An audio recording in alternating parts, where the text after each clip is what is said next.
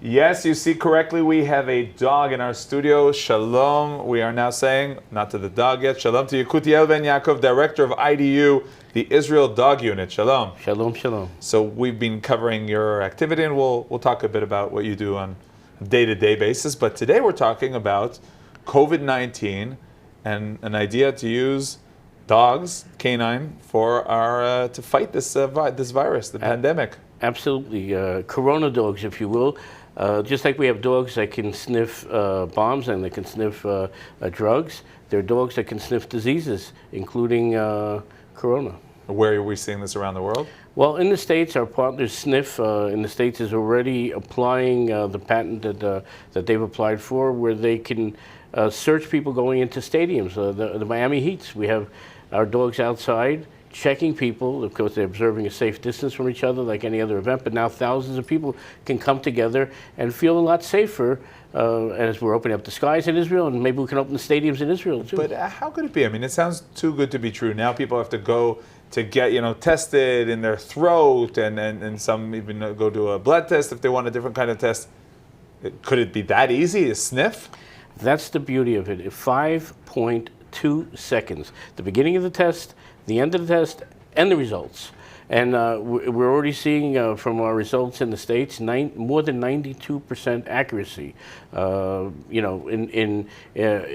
when we reference it with the PCI tests, which we don't even know how accurate that is, but let's assume it's accurate. So we are 92%. We're already 92% accuracy with these tests with the canines. Practically on the field, how does it look? The dog bark after? Or how do you know what he thinks about the the sniff? Since it's a little touchy, it's coming close to people. With our patent, the dog actually passes by the person. If it continues to walk, the person doesn't have the scent of corona. If the dog stops and sits, just like with bombs, the dog will sit to indicate that the scent is there. How do you teach a dog to do so? Well, it's like teaching a dog to smell anything else, but of course that's the significance of this patent, because it's very, very difficult to isolate the scent of corona, and it's very, very dangerous. Here we have a special... And as you mentioned, it's a patent, so there's secret issues that you're not going to be allowed to tell us. Are you optimistic that it'll come to Israel, or are you just this is a hopeful thing? Well, they're very busy in Israel now with who'll be first in the coalition, if there'll be a coalition, and who's joining the government. They have more important things on their mind than corona, maybe. But we're hoping that with enough media attention, that we can have enough leverage on the politicians to move forward with this, because it's not going to cost them anything. It won't cost Israeli taxpayers a penny. It won't cost Israel anything.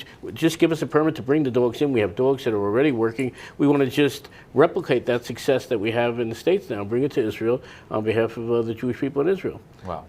Now let's talk a few words about what you guys do in routine, saving people, saving lives with the help of these friends. This is a special dog, by the way, Aiden, because when we were out on a search in Hadera 2 weeks ago, unfortunately the missing person was found. He was no longer alive, but at least he was recovered and brought to a proper Jewish burial.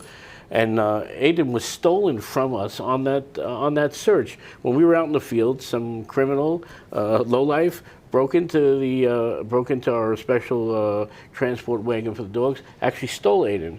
But with the help of some good citizens, we were able to get Aiden back.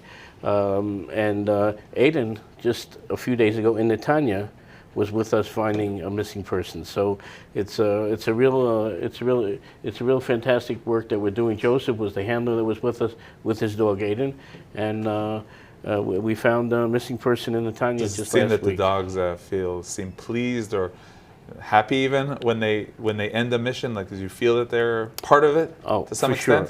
Sure.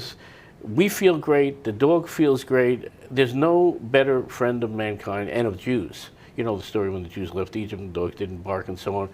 We have a special relationship with dogs. They're kalev, like in Hebrew. They're all heart. They just want to make us happy, and they want to do what's right. And they're doing fantastic. We don't just work with dogs. We also have horses, and we have drones and other things. But dogs are our specialty. Very special friends. Okay, Yekutiel Ben Yaakov, director of IDU, the Israel Dog Unit. Thank you very much, and good luck. Thank you.